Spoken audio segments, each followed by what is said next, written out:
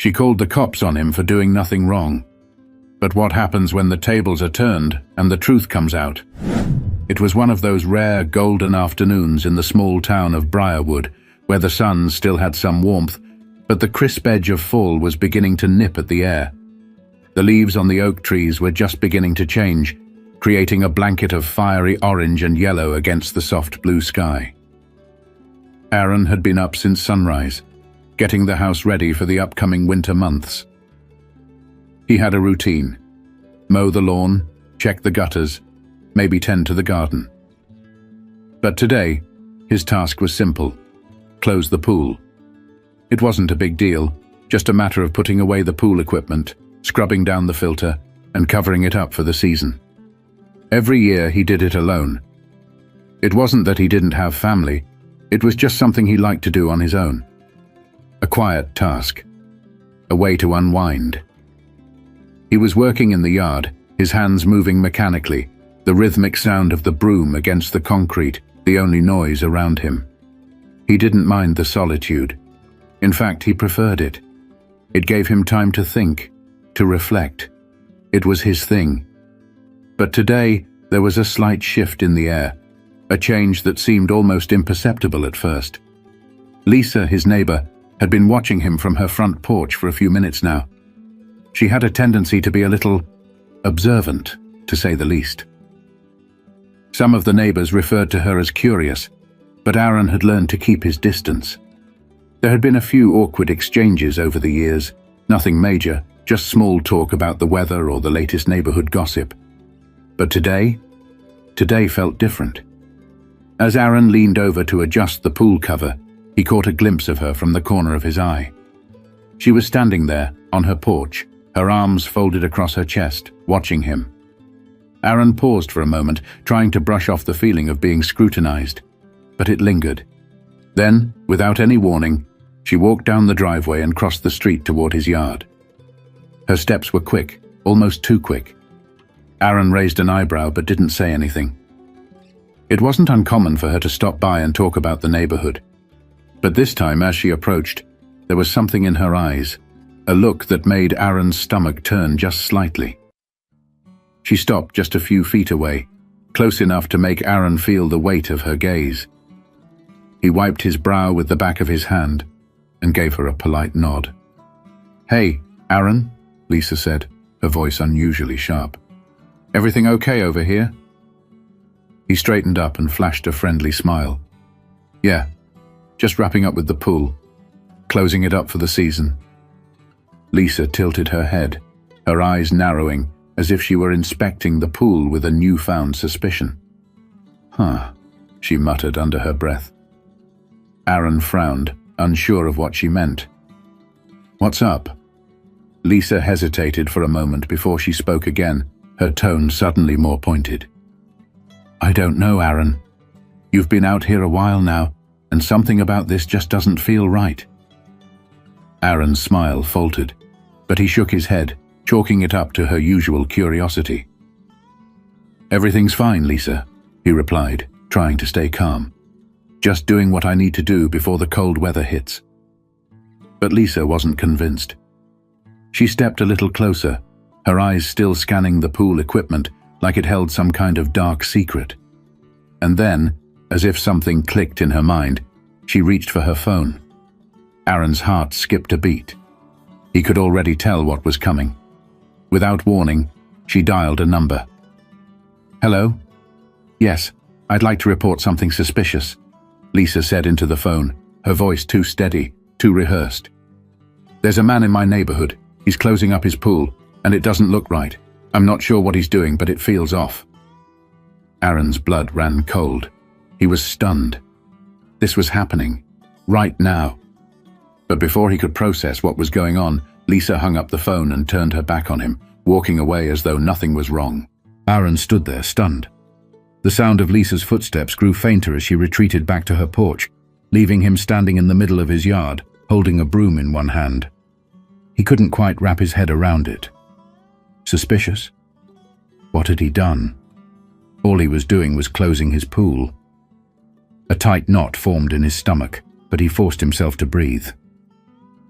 maybe it was nothing. Maybe she had just been overzealous. After all, people like Lisa were known to call the authorities over the smallest thing. Still, the feeling of unease lingered like a dark cloud hanging over him. He glanced around, hoping to catch sight of any police cars approaching, but the street remained eerily quiet. That's when the sirens cut through the silence. Aaron's heart skipped a beat. The familiar wail of a police car grew louder, closer, and before long it was clear that they were headed in his direction. His mind raced as he quickly glanced at the pool. He had done nothing wrong. There was no reason for them to be here, was there? The police car pulled into his driveway and parked with a screech of its brakes. Two officers, a man and a woman, stepped out. They exchanged a quick glance before making their way toward Aaron. The officer on the left, a middle-aged man with short graying hair, was the first to speak. "Sir, are you the one who called in a report about suspicious activity?" Aaron blinked, confused. "No, I didn't call anyone," he said, his voice steady but edged with frustration. "I'm just closing my pool. That's it. No suspicious activity here." The woman officer, younger than the man but just as stern, looked from Aaron to the pool, her eyes narrowing as she took in the scene. She didn't say anything right away, but Aaron could tell she was weighing him up, like she was trying to figure out if he was telling the truth. "But someone did call 911, the male officer said, flipping through his notebook. "They reported you as doing something unusual." Aaron's mind raced. Who would report him? He had lived in this neighborhood for years without so much as a hitch. And then it clicked. Lisa. "It was my neighbor," Aaron muttered, feeling the blood rush to his face. "She saw me working in the yard and called 911. There's no reason to be here." The woman officer seemed to soften slightly. She gave Aaron a sympathetic look, but the man was not having it. "Look, we're just doing our job, sir," he said, his voice firm but not unkind. "But it's important that we check things out. Someone made the call, and it's our responsibility to investigate." Aaron took a deep breath. This was ridiculous. He wasn't some criminal, some threat to the neighborhood. But he knew that arguing with the officers wouldn't do much good. He wasn't about to escalate things further. The officers stood there for a moment, scanning the yard, the pool, Aaron himself. The woman officer seemed to be growing more unsure of the situation, but the man was still standing his ground. But then, just as the tension was about to become unbearable, something clicked in Aaron's mind. The camera, the one on his porch, pointed straight at the yard. Aaron had installed it earlier that summer after a series of petty thefts in the neighborhood. He had been recording his pool maintenance routine for weeks now, just as a precaution. He wasn't sure why, but a sense of control washed over him. Without saying anything, he reached into his pocket and pulled out his phone. As the officers continued to watch him, he pressed a few buttons and opened the app linked to the camera. He scrolled through the live footage and found what he was looking for. Lisa, standing on her porch, dialing 911. The timestamp on the footage was clear. It was all there, her call, her suspicious glance, and her decision to get the authorities involved. Aaron took a deep breath. This was his moment. "Actually," he said, looking up at the officers, "I've got something to show you." He pressed play on the video, holding the phone out so the officers could see. Both of them glanced at the screen, watching as Lisa's voice crackled through the speaker. "Hello, yes. I'd like to report something suspicious," Lisa's voice echoed, followed by her description of Aaron as a suspicious man closing his pool. The officers stood frozen for a moment, the scene unfolding in front of them. The younger officer's face softened as she realized what was happening, while the older officer's frown deepened. "You recorded this?" the male officer asked, his tone now more cautious. "Yeah," Aaron replied, his voice even. "I've got more footage if you want it. I've been recording my yard for a while now." But just as the officers processed the information, a new tension seemed to build between them. The air seemed to grow heavier as the officers absorbed what they were seeing. The younger officer, still holding the phone, exchanged an uneasy look with her partner. The silence stretched on for a moment too long, each second laced with the palpable tension of the situation. "Why didn't you just call us first?" the male officer finally asked, his voice sharp. "Why go to such extremes? This doesn't look good." Aaron's heart was pounding, but he kept his composure. He wasn't the one in the wrong here. He wasn't going to let this turn into something it didn't need to be. "I didn't think I needed to. I was just going about my day. But she made the call. She's the one who saw something suspicious in a simple task." The younger officer took a step closer, looking at the screen, then back at Aaron. "So she saw you closing your pool and thought that was cause for concern?" Aaron nodded, exasperated. "Yes, she thought it was suspicious. I've lived here for years, never had a problem before. But now, apparently, working in my own yard is enough to call 911. The male officer was still squinting at the screen, his expression unreadable. "Well, we can't just ignore a call like that, even if it seems unreasonable." Aaron could feel the frustration rising in his chest. This was absurd. How many times had he heard people complain about things like this happening to them? He had never thought it would happen to him. But here he was, standing in his own yard, trying to explain that closing his pool wasn't a crime. And then, as if on cue, there was a knock at the front door. Aaron turned, startled. His mind raced as he wondered who could be showing up now. The officers glanced at each other, their hands instinctively moving toward their belts. Had the situation taken another unexpected turn? When the door creaked open, it wasn't just another neighbor or passerby. It was Lisa.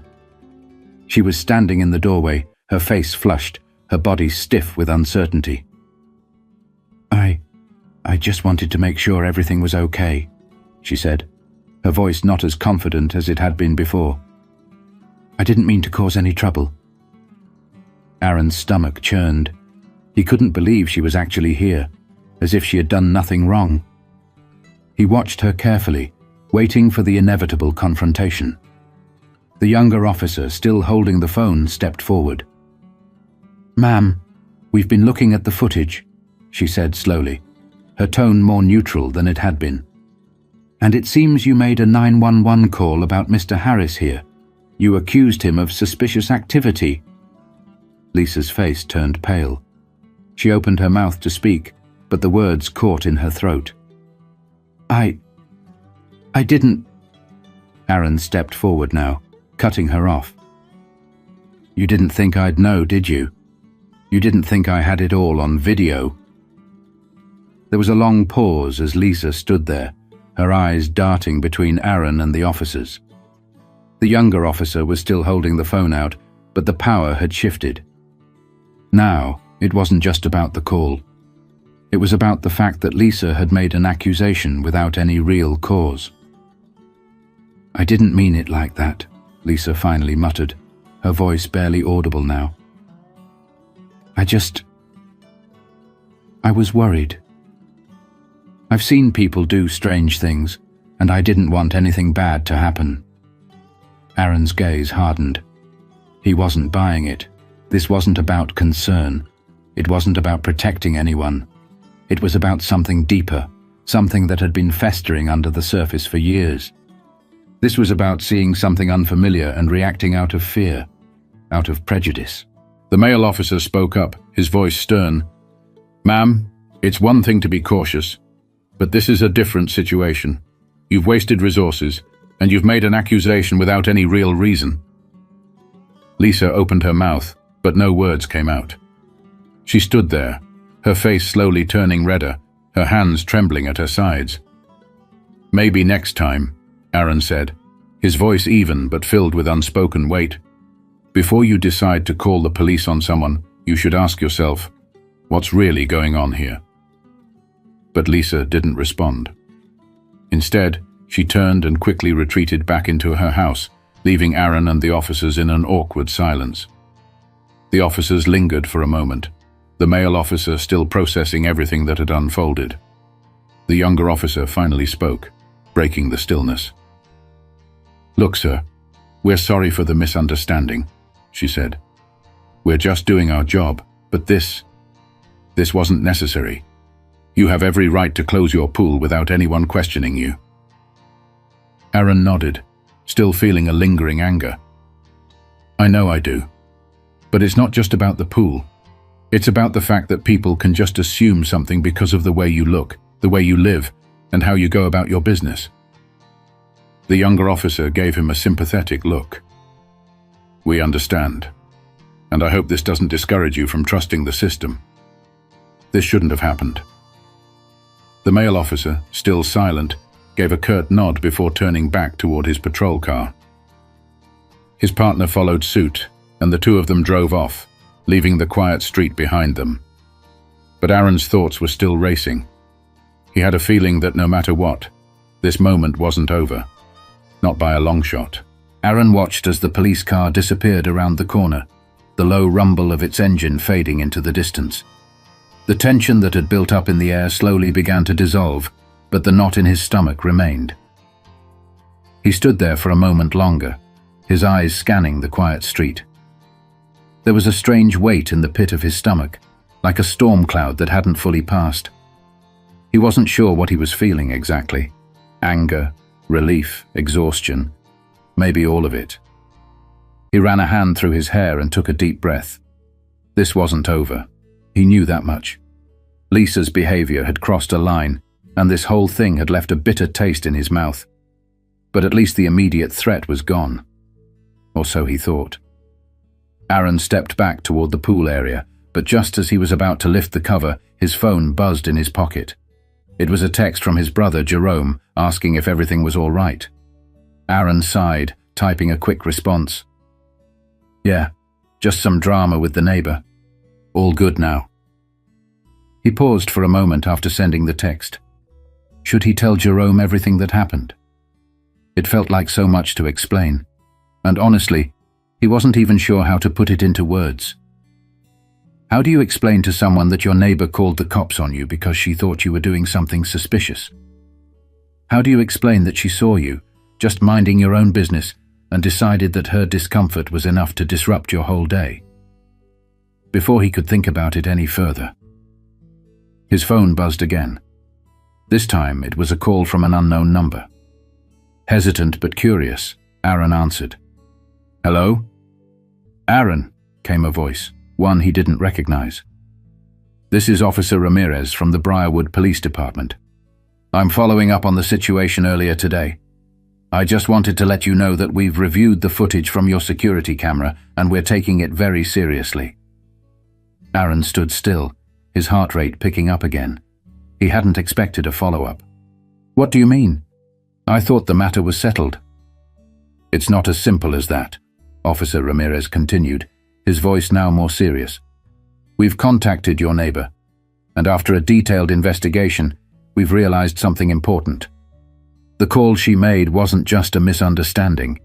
We've discovered a history of similar complaints in the neighborhood, multiple calls about suspicious activity, some of which are tied to people of color.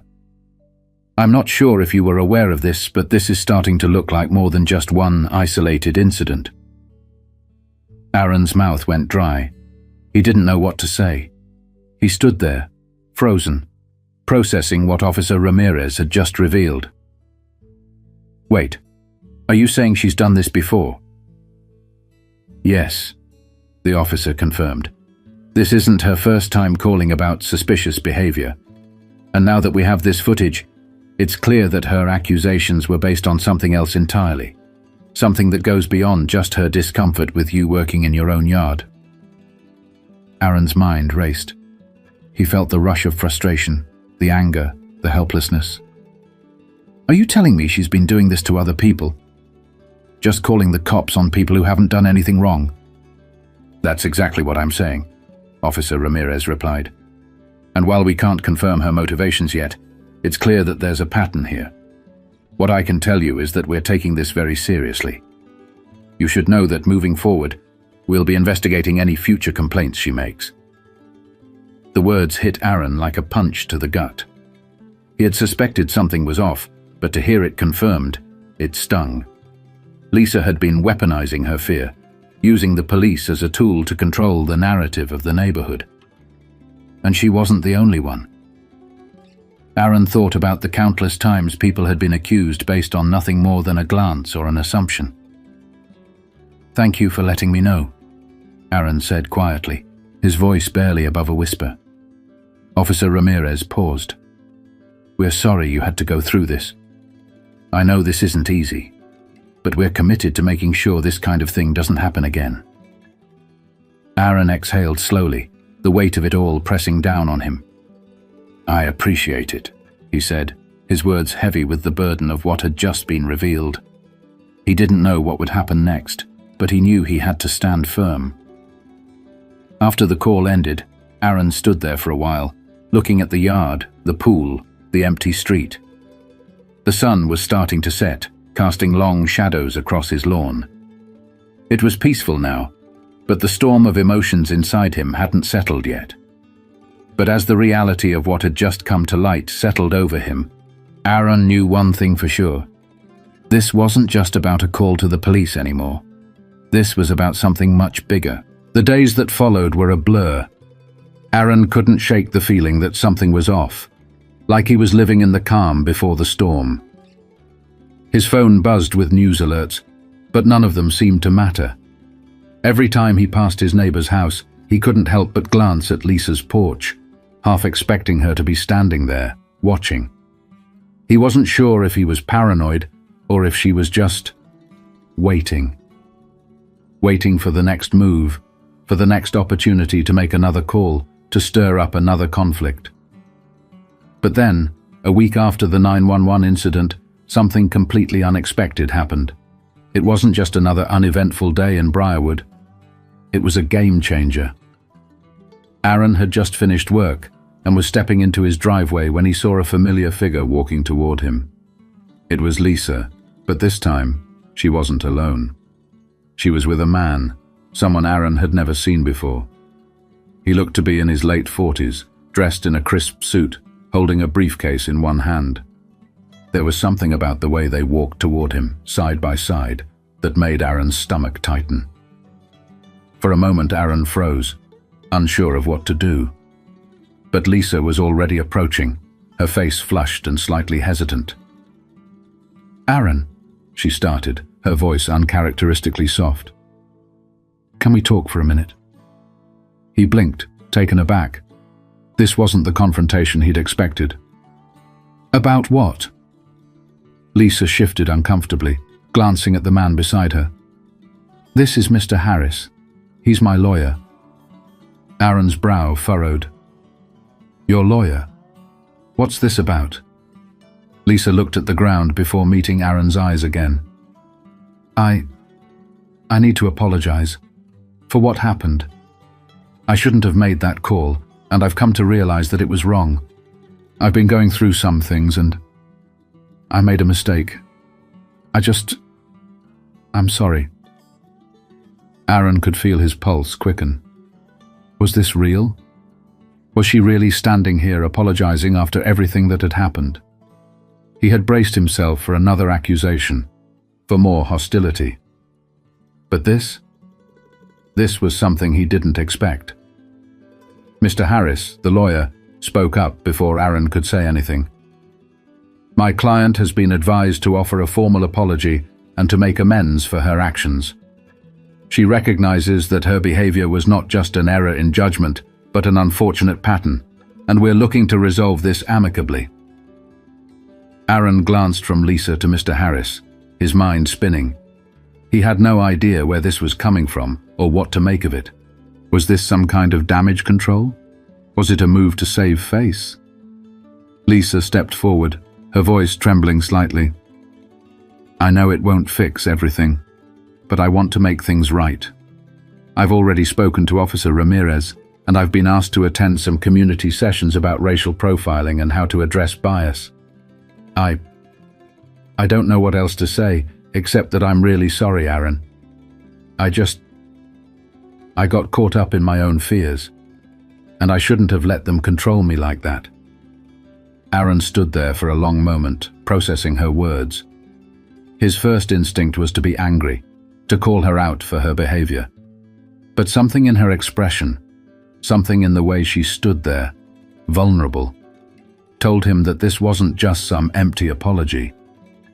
But before Aaron could respond, something clicked inside him, a realization that shifted the entire dynamic.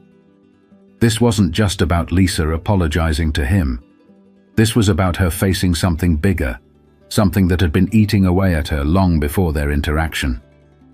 It was about her confronting her own biases, her own role in a system that too often dismissed the humanity of people like him. Lisa didn't owe him an apology, not in the way that she thought. She needed to make things right with herself, something that couldn't be solved with a few words and a handshake. But as much as Aaron wanted to turn his back and walk away, something held him in place. He wasn't sure what it was. Maybe it was the weight of the situation or the unexpectedness of it all. But he could feel the weight of the moment, pressing in on him from all sides. Finally, he spoke. "I appreciate the apology, but it's not just about words. You have to understand why what you did was wrong. It wasn't just about calling the cops on me. It was about what that action means in a bigger context. It's about people like me being treated like a threat for no reason other than the color of our skin. That's the real issue here." Lisa's face softened, her eyes welling up with unshed tears. "I know," she whispered, "and that's what I'm trying to fix." The silence between them grew heavy, each word hanging in the air like an unspoken truth. Aaron wasn't sure where this conversation would go, but he knew one thing for sure. This wasn't the end. It couldn't be.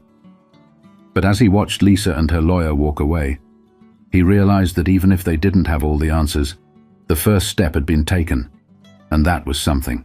The following weeks felt surreal for Aaron. Every time he stepped out of his house, there was a quiet undercurrent of change that he couldn't quite put into words. Lisa's apology had been unexpected, but it had stirred something deeper inside him, a realization that there was still work to be done, not just in his neighborhood, but in the hearts of the people around him. He saw her occasionally, always with a new sense of distance, but there was something different about her now. She wasn't the same woman who had walked up to him in his yard with that suspicious, accusatory look. She wasn't the woman who had casually used the power of the police to make him feel less than. Instead, she was trying to engage with him in ways that felt awkward but genuine. She had stopped making the calls. In fact, Aaron didn't even hear about any more complaints from her. Her participation in community sessions had made a difference, at least outwardly, and slowly, some of her old neighbors noticed. As for Aaron, he did what he had always done. He focused on the simple tasks that brought peace to his life. The pool had been covered and closed for the season, but there was always something else to tend to. It wasn't the yard work that mattered, though. It was the sense of calm that he tried to maintain, the sense of control he had learned to take back after everything had unraveled so quickly. One morning, Aaron was sitting on his porch, enjoying a rare moment of peace. A cool breeze stirred the air, ruffling the edges of the paper he was reading. His phone buzzed in his pocket, and when he glanced at the screen, it was an alert from a news outlet. The headline caught his eye. Local neighborhood group leads community dialogue on racial profiling after controversial 911 call. Aaron read the article, his eyes scanning the words. The community sessions Lisa had attended had made their way into the wider conversation. The group had grown, and more people from the neighborhood were opening up about their experiences. They were talking about biases, about the real, tangible effects of fear-driven actions, of profiling, and of how these issues were affecting their lives. Lisa had helped to initiate the conversations. She had apologized, and in her own way, started to make things right. But the real shift was bigger than just one apology. It was the start of something Aaron hadn't expected, something that felt like progress. But still, Aaron knew there was much more to be done. It wasn't over, not by a long shot. The next time Aaron saw Lisa, she was standing at the end of his driveway, holding a small envelope in her hand. She approached him cautiously, but this time there was no lawyer by her side. "Aaron," she said, looking him directly in the eyes, "I just wanted to thank you for your patience, for giving me a chance to learn. I know I can't undo the past, but I've been working on it. I've been reading, talking to people, and trying to really understand what it means to be part of this community. All of it." Aaron raised an eyebrow but didn't speak right away. Instead, he reached out and took the envelope from her. It was a thank you note, simple but heartfelt. She had written about her journey, about the lessons she had learned, and about her commitment to do better moving forward. "Thank you for showing me that it's never too late to change," Lisa added softly. Aaron looked down at the note in his hands. For a moment, the weight of everything they had been through seemed to melt away. He didn't have all the answers, and he wasn't about to pretend that everything was fine now, but something had shifted. A bridge had been built, even if it was a small one. "This is a start," Aaron said quietly. "That's all we can do. Start somewhere." Lisa nodded, and for the first time in a long while, Aaron saw the beginnings of genuine change in her eyes. She wasn't just apologizing anymore. She was working to make sure that the harm she had caused wasn't repeated. She was taking responsibility, and Aaron knew that wasn't something everyone was willing to do.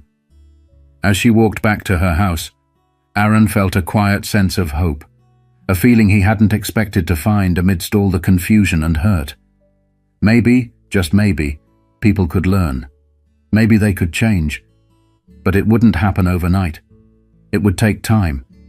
And it would take people being honest with themselves about their own biases, fears, and misconceptions. But as Aaron stood there watching Lisa walk away, he realized something important. The real work of change wasn't just about what happened on that day with the 911 call. It was about every small action taken after that, about people being willing to listen, to reflect, and to grow. That was the path forward. And that's what mattered most.